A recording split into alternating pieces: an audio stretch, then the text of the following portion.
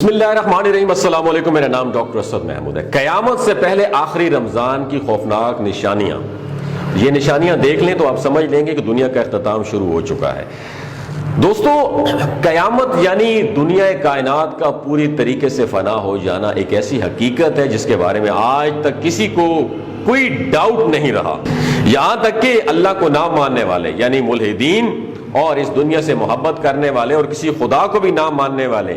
یہ بات جانتے ہیں اور مانتے ہیں کہ ایک دنیا یہ تباہ ایک دن ایک دنیا تباہ و برباد ہو جائے گی اور سب کچھ ختم ہو جائے گا، چاہے وہ سب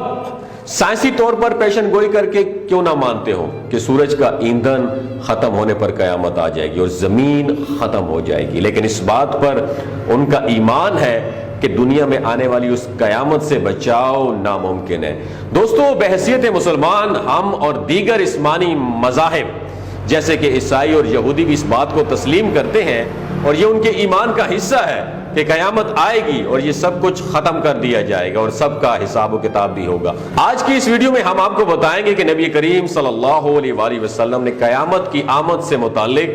کون کون سی پیشن گوئیاں فرما رکھی ہیں اور ان پیشن گوئیوں میں قیامت کی علامات کبریٰ سے پہلے آنے والی آخری رمضان کس طریقے سے اہمیت کا حامل ہوگا۔ اس رمضان میں ایسی کون کون سی نشانیوں کا ظہور ہوگا کہ جس سے دنیا کا کوئی فرد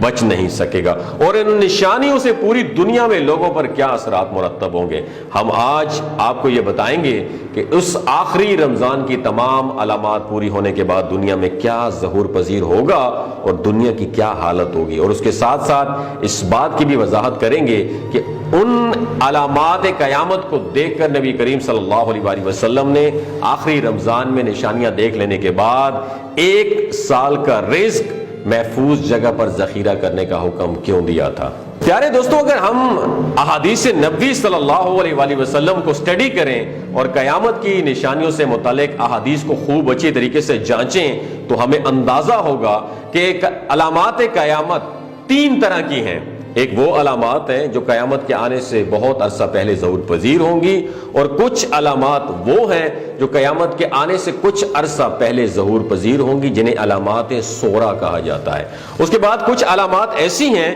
جو بہت بڑی بڑی علامات ہوں گی جن سے قیامت کا وقت نزدیک آ جائے گا، انہیں علامات کبریٰ کہا جاتا ہے۔ دوستو، ہماری اس ویڈیو کا موضوع علامات صغریٰ میں سے وہ آخری علامات ہیں جس کے بعد علامات کبریٰ کا آغاز ہوگا۔ علامات صغریٰ میں سے آخری علامت یعنی آخری رمضان اس قدر خوفناک ہوگا کہ پوری دنیا ہل کے رہ جائے گی۔ نبی کریم صلی اللہ علیہ وآلہ وسلم کے لاڈلے اور چہیتے صحابی حضرت انس بن مالک رضی اللہ تعالی عنہ سے روایت ہے کہ نبی کریم صلی اللہ علیہ وآلہ وسلم نے ارشاد فرمایا کہ قیامت کے نزدیک دنیا بھر میں زلزلوں کی کثرت ہو جائے گی اور تب ہی آخری علامت یعنی اس آخری رمضان کا ظہور ہوگا، جس کے بعد علامات کبریٰ کا آغاز ہو جائے گا۔ اس سلسلے میں حضرت نعیم بن حماد رضی اللہ تعالی عنہ سے روایت ہے کہ نبی کریم صلی اللہ علیہ وآلہ وسلم نے ارشاد فرمایا کہ امام مہدی علیہ السلام کے ظہور سے 1 سال پہلے کا رمضان اپنے آپ میں بہت نشانیاں لیے ہوگا۔ اس آخری رمضان میں ایک بے حد خوفناک اور ہیبتناک آواز دنیا بھر کے لوگ سنیں گے اور سب پر اس آواز کا اتنا ڈیپ امپیکٹ پڑے گا اور سب پہ اس کا اثر جو ہے نا وہ الگ الگ ہوگا۔ نبی کریم صلی اللہ علیہ وآلہ وسلم نے ارشاد فرمایا کہ اس آواز کو سن کر 70,000 افراد بے ہوش ہو جائیں گے اور اس آواز کی ہیبت سے 70,000 افراد اندھے ہو جائیں گے، اور اس کے ساتھ ساتھ اس آواز کی وجہ سے 70,000 افراد اپنی سماعت کھو دیں گے اور بہرے ہو جائیں گے۔ 70,000 لڑکیوں کی کنواریت زائل ہو جائے گی اور اس کے بعد پھر کیا ہوگا؟ سورج گرہن ہوگا۔ تو جب تم ان علامات کو پاؤ تو اپنے اپنے گھروں میں 1 سال کا رزق اٹھا کر ذخیرہ کر لینا کہ اس رمضان کے بعد دنیا بھر میں جنگ و جدل اپنی انتہا پر پہنچ جائے گی۔ صحابہ کرام نے نبی کریم صلی اللہ علیہ وآلہ وسلم سے سوال کیا کہ یا رسول اللہ صلی اللہ علیہ وآلہ وسلم، یہ آواز رمضان کے مہینے کے کس حصے میں آئے گی؟ اس پر نبی کریم صلی اللہ علیہ وآلہ وسلم نے جواب دیا کہ وہ جمعہ کی رات ہوگی اور نصف رمضان ہوگا جب یہ آواز سنی جائے گی۔ اس آواز کے ظاہر ہونے کے بعد اور لوگوں کے سننے کے بعد کچھ دن میں ہی رمضان کے مہینے میں سورج گرہن ہوگا، اور اس سورج گرہن کے بعد آسمان ستون کی طرح ایک نہایت چیز روشن ظاہر کر دے گا، جسے پوری دنیا کے لوگ دیکھیں گے، لیکن نہ تو اس روشنی کے ماخذ کا پتہ لگایا جا سکے گا اور نہ ہی اس ہیبت ناک آواز کے بارے میں انسان جان سکیں گے کہ یہ آواز آئی کہاں سے ہے۔ اس علامت کے بعد ملک شام میں شدید خون ریزی اور مسلمانوں کا قتل عام شروع ہو جائے گا، اور اس کے ساتھ ساتھ خراسان سے کالے جھنڈے بھی نکلیں گے۔ جب خراسان سے کالے جھنڈے نکلیں گے تو پھر میری اولاد میں سے امام مہدی کا ظہور ہوگا۔ دوستو، بہت سے لوگ کہتے ہیں خراسان ایران کا علاقہ ہے، اور بہت سے لوگ کہتے ہیں کہ خراسان افغانستان کا علاقہ ہے۔ اس کے بعد میری اولاد میں سے امام مہدی کا ظہور ہوگا، جو تمام مسلمانوں کے ساتھ مل کر کفار اور مشرکین سے جنگ کریں گے۔ صحابہ کرام نے دریافت کیا کہ یا رسول اللہ صلی اللہ علیہ وسلم، اس آواز سے بچنے کے لیے مسلمانوں کو کیا کرنا ہوگا؟ نبی کریم صلی اللہ علیہ وآلہ وسلم نے ارشاد فرمایا کہ جو اس رات اللہ کے حضور سجدہ ریز ہوگا اور اللہ سے اپنے گناہوں کی معافی مانگے گا اور بلند آواز سے اللہ رب العزت کا ذکر کرے گا، وہی شخص اس ہیبت ناک آواز سے محفوظ رہے گا اور اسے کوئی نقصان نہیں ہوگا۔ ناظرین، ایک دوسری حدیث میں حضرت عبداللہ بن مسعود رضی اللہ تعالیٰ عنہ سے روایت کیا گیا ہے کہ اس آخری رمضان میں سنے جانے والی اس ہیبت ناک اور خوفناک آواز سے وہی لوگ محفوظ رہیں گے جو بآواز بلند یہ ذکر کریں گے کہ پاک ہے وہ ذات جس نے پوری دنیا کو پیدا کیا اور اس میں کسی بھی قسم کا کوئی عیب نہیں ہے۔ یعنی یہاں پر سبحان اللہ کے آواز بلند کرنے کے ذکر کی بات ہو رہی ہے۔ پیارے دوستو،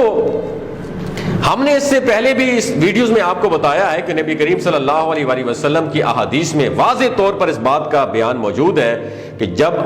حضرت امام مہدی علیہ السلام کا ظہور ہونے والا ہوگا تب ملک شام میں مسلمانوں پر جنگ مسلط کر دی جائے گی اور مسلمانوں کا خون پانی سے بھی زیادہ سستا ہو جائے گا۔ اسی وقت خراسان کے علاقے سے کالے جھنڈے نکلیں گے جو دمشق پہنچنے پر حضرت امام مہدی علیہ السلام کے لشکر میں شامل ہو جائیں گے، اور پھر ہر مومن اور مسلمان جس کے دل میں ایمان پوری طرح سے موجود ہوگا وہ حضرت امام مہدی علیہ السلام کے ان جھنڈوں کے نیچے کفار اور مشرکین سے جنگ لڑیں گے۔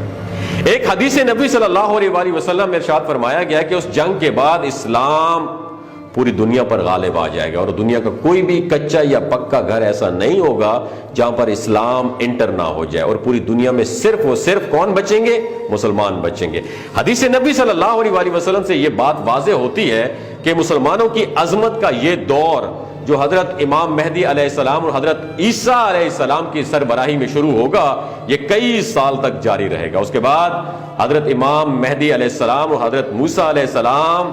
تبھی موت پا کر اللہ تعالیٰ کے حضور پیش ہو جائیں گے، اور ان کے جانے کے بعد ایک بار پھر سے مسلمانوں کے درمیان اختلافات اور بدعات نکلنا شروع ہو جائیں گی۔ آہستہ آہستہ مسلمان ایک بار پھر راہ ہدایت سے بھٹکتے چلے جائیں گے۔ اس کے بعد اللہ تعالیٰ ایک دھواں اور ایک ہوا دنیا میں بھیجے گا جو پوری دنیا میں موجود مسلمانوں اور مومنین کو بیمار کر کے انہیں اللہ کے حضور بھیج دے گا۔ اس کے بعد پوری دنیا میں اللہ کا نام لیوا کوئی ایک شخص بھی باقی نہیں رہے گا۔ حدیث میں ارشاد ہے کہ اس وقت اسلام اجنبی ہو جائے گا اور اللہ کے نام کو جاننے والا پوری دنیا میں کہیں بھی موجود نہیں ہوگا۔ یہی وہ لوگ ہوں گے اور نسل انسانی کے وہ بدترین لوگ ہوں گے جن پر قیامت قائم ہو جائے گی۔ نبی کریم صلی اللہ علیہ وآلہ وسلم کی روشن احادیث میں یہ بات واضح طور پر بیان کی گئی ہے کہ قیامت بھی محرم الحرام کے مہینے میں آئے گی اور وہ بھی جمعہ کا دن ہوگا۔ قیامت کی ہیبت اور ہولناکی بے حد شدید ہوگی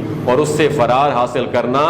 ناممکن ہوگا۔ ہم انسان جتنی بھی مرضی جدید ٹیکنالوجی کے حامل کیوں نہ ہو جائیں، قیامت کی اس ہیبت اور ہولناکی سے فرار حاصل کرنا کسی بھی شخص کے بس کی بات نہیں ہوگی، اور پوری نسل انسانی سمیت یہ پوری کائنات اللہ رب العزت لپیٹ کے رکھ دیں گے۔ پھر بادشاہوں کے بادشاہ اس کائنات کے خالق و مالک اللہ تعالیٰ کا دربار سجایا جائے گا اور انسانوں سے حساب کتاب لیا جائے گا۔ اللہ سے دعا ہے کہ وہ ہمیں سیدھے راستے پر رکھے اور ہمارا ایمان سلامت رکھے اور ہمیں ان لوگوں میں سے کہیں نہ ہو جائیں جن پر قیامت قائم کی جائے۔ ہم نبی کریم صلی اللہ علیہ وسلم کی احادیث میں بیان کردہ علامات کو سمجھ کر اور نبی کریم صلی اللہ علیہ وسلم کے احکامات پر عمل کر کر ہم ان فتنوں سے بچ سکیں اور اپنا ایمان بچا کر اللہ تعالیٰ کے حضور پیش ہو سکیں. آمین سم آمین. اگر یہ ویڈیو آپ کو اچھی لگی ہو دوسروں کے ساتھ ضرور شیئر کیجیے. ہو سکتا ہے اس ویڈیو کے توسط سے اللہ تعالیٰ کسی کی زندگی اور دل بدل دے. بہت شکریہ.